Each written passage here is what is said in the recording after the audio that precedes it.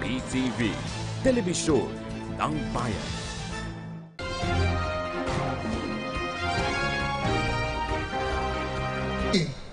Yung mga kaliwa nagsasalita, pagbabago. Yung mga former military nagsasalita, pagbabago. Nagsalita si Vice President Leni at si dating Pangulong Pinoy, tuloy daw yung laban, dapat daw pagbabago. Ang mga bisita natin dito sa entabladong to, at syempre, kinokongratulate po natin MRRD, salamat po sa inyo. Tanungin mo po mga taga-MRRD, bakit sila nagbigkis-bigkis at nagsama-sama? Para din po sa pagbabago. Naalala ko po, nung first time ko, nung 1992, sumama para mangampanya. Tumakbo po ako bilang konsyal sa Taguig. Lahat ng punta namin, sabi namin pagbabago. Yung mayor natin ngayon, lahat ng kamag-anak na sa munisipyo, dapat pagbabago. Ang mayor natin ngayon, korap, dapat pagbabago. Yung mayor natin ngayon, yung mga kontrata, hindi binibiding, binibigay lang sa mga kaibigan, dapat pagbabago. Nung nanalo na po, nakita ko, yung mismo kong kakamping mayor, marami pong kamag-anak na nag-a-apply. So kinausap ko, mga kapatid, akala ko ba galit tayo dun sa maraming kamag-anak? Sabi niya, kaya nga baguhin na natin. Tanggalin natin kamag-anak nila, mga kamag-anak naman ni Mayor ngayon. So yun po ang pagbabagong naisip nila. Hindi po ba? Kami pong mga politiko, kami po nakasama ng mga ibang mga negosyante sa ating bansa na komportable ang buhay, hindi masyadong apektado pag walang pagbabago. Doon sa mga hindi katulad ni President Duterte na sa subdivision nakatira, hindi nila nakakausap ang mga taong nagko-commute sa jeep, naiipit sa linya sa LRT, nag-aabang sa airport sa mga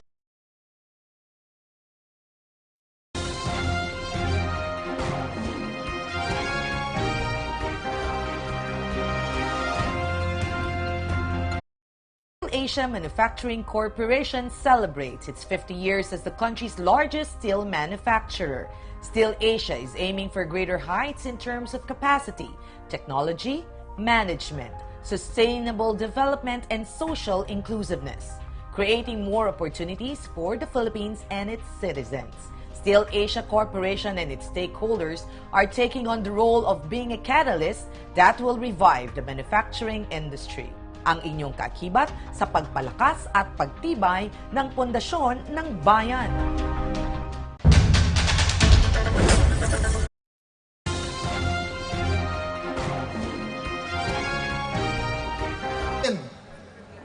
Hindi pa tapos ang pagbabago, pero mas safe na ba ang inyong mga lugar? Nagsasalita po. Kahit pa paano ho ba yung mga pusher sa inyong lugar, hindi ba mga takot na rin? Hindi po ba yung mga tambay dati na nambabastos sa ating mga kapatid na babae, sa ating mga ina o mga anak, ay takot ng mangbastos? Hindi ba kahit pa paano ang polis ngayon, pag nakita natin, hindi natin tinatakbuhan palayo, tinatakbuhan natin papunta dahil alam natin tutulungan tayo ng mga polis na yan? Mga kasama, madaling sabihin ang pagbabago. Mahirap pong gawin. Lalo sa droga. Bakit? Dahil sa droga po, pag sinabi mong pagbabago, lalaban yung nagbebenta ng droga. Drugs in the Philippines is more than a $4 billion industry.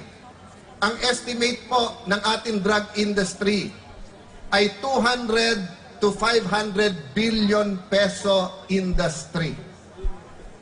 Yun po ang mawawala sa nagbebenta ng droga na illegal pag matitigil. Kayo po ba, pag kayo po ay nagbebenta ng droga at kumikita kayo ng 200 bilyon, basta nyo ba yung ititigil po yan? Pangalawa po, marami sa nagbebenta ay user din po. Kaya nung galing po kaming Amerika 2 weeks ago, para ikutin po ang mga kongresista doon at ibang mga kaibigan, katulad po ng ginawa ni Secretary Andanar. Hindi lang sa Pilipinas, hindi lang media sa Pilipinas, sa buong mundo, iniikot po niya. Para ipaliwanag una, sa ibang bansa, marijuana, heroin at saka cocaine. Sa cocaine po, marijuana at heroin, ang violence po ay barilan lang nung nagbebenta. Overdose po ang kinamamatay sa cocaine at heroin o kaya yung nabubutas po yung nasal cavity. Pero hindi po katulad ng shabu, na sa shabu po pagkatapos gamitin ng maraming beses, nagkakaroon po ng paranoia at illusions po ang tao. Nakikita nila papunta sa kanila kapatid o tatay nila, sasabihin nila, demonyo yon, kaya babarilin. Nakikita 4-year-old, 5-year-old, 10-year-old ang nakikita Miss Universe, kaya nire-rape. Meron ho bang matinong tao na magre-rape ng 5 taon gulang?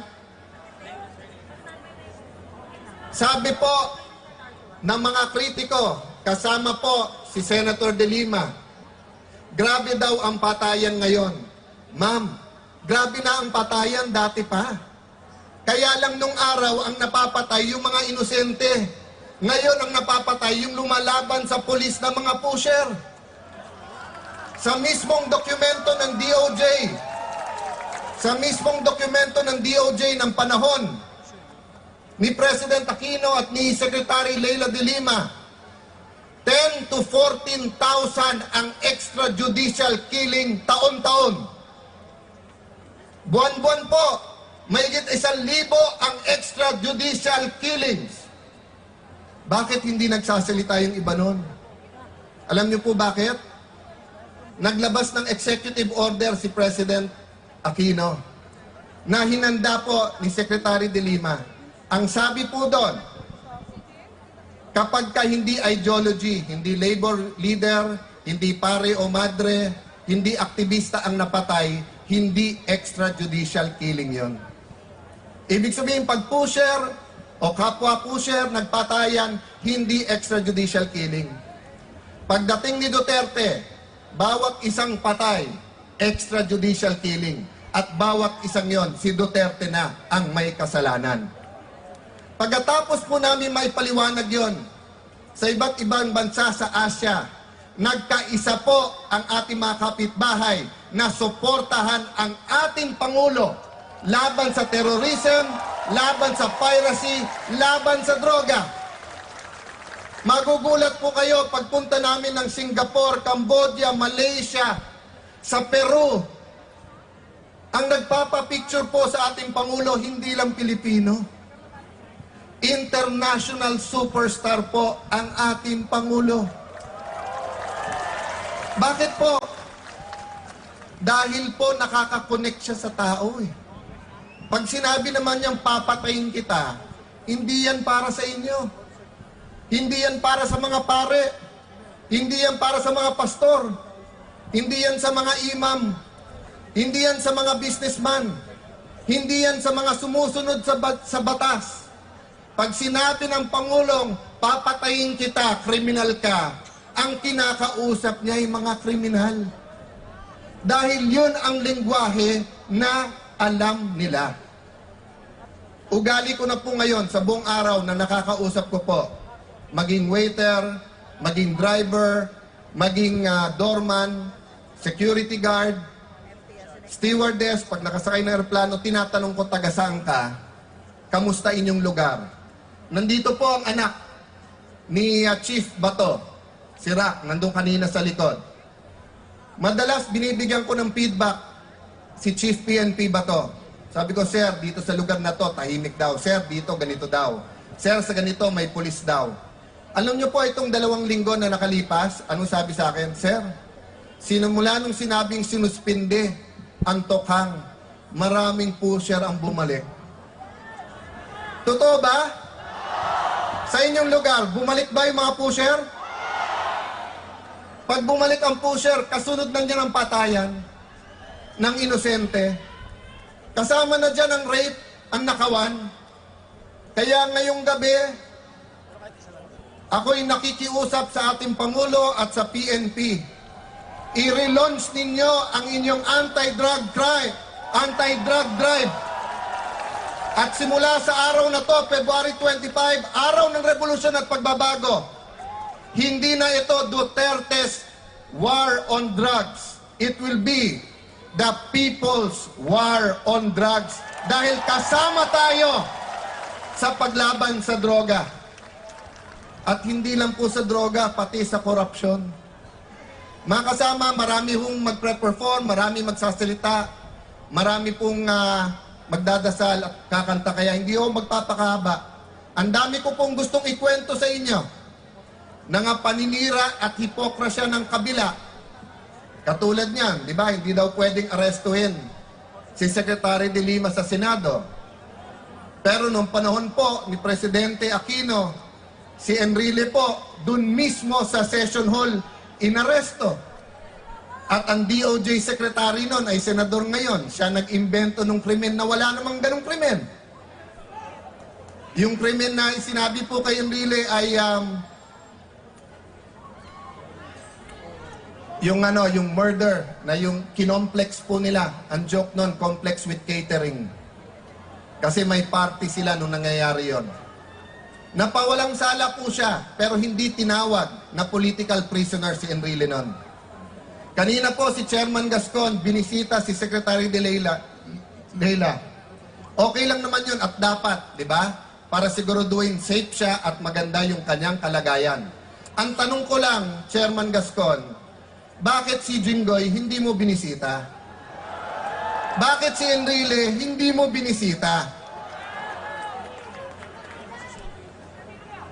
Bakit si Bong Revilla hindi mo binisita?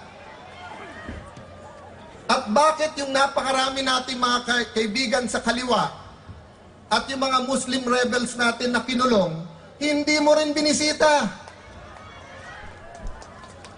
So, napakadali pong mag-criticize na political prisoner. Nagulat ako doon sa human rights group, may isang international human rights group, ginagamit daw ni Duterte ang batas para habulin ang kanyang mga kalaban at ikulong. Mga kasama, hindi si Duterte ang nagpakulong kay De Lima. Ang korte ang nagpakulong kay De Lima. So ibig nyo sabihin, sinasabi ho ba nga ng liberal ngayon at ng mga nagsasalita ngayon sa Liberal Party sa Senado na naglabas sila ng mga kasulatan at nagkakaisa daw sila at kinakampihan nila si Secretary De Lima? Number one, sinasabi nyo ba na ang korte sa presidente sumusunod? Eh, hindi naman yung judge na yan, hindi naman na-appoint ni Presidente. Dati na pong judge yan. Pangalawa po, nakita nyo na ba ebidensya? Bulag ba kayo habang nag-hearing sa House of Representatives at isang-isa nagsasalita? Bingi ba kayo na makababayan natin na mismo nagsasabi na ang shabu ay nanggaling sa Muntinlupa habang ikaw ang Secretary ng Justice? Kaya mga kasama, nagugulat ako pag sila nagpakulong para sa bayan. Pag sila nagpakulong, rule of law. Pag kayo po ang nag-file ng kaso, politika lang yan. Pag kayo nag-file ng kaso, hindi tunay na pusher yan. Kalaban lang daw ni Duterte yan. Mga kasama, sa mahigit 1 taon po na pagbubuntot ko sa ating Pangulo, dito tayo sa Maynila nagsimula ng ating kampanya. Sa 8 buwan niyang nakaupo bilang Pangulo, wala pa ako nakikita, naririnig, or nawi-witness na sinabi niyang gantihan natin. Meron po akong nawi-witness na umupo sa tabi niya at sinasabi sa kanya, gantihan natin. Alam mo, sagot na Presidente, pabayaan nyo lang, trabaho nila yan. Tama lang na gawin nila yan. Ganun po ang klase ng ating Pangulo. Kaya iiwanan ko po kayo ng isang tanong. Proprotektahan nyo po ba ang ating Pangulo? Ipaglalaban po ba natin ang pagbabago? God bless you. God bless the Philippines. Maraming salamat po sa inyong lahat.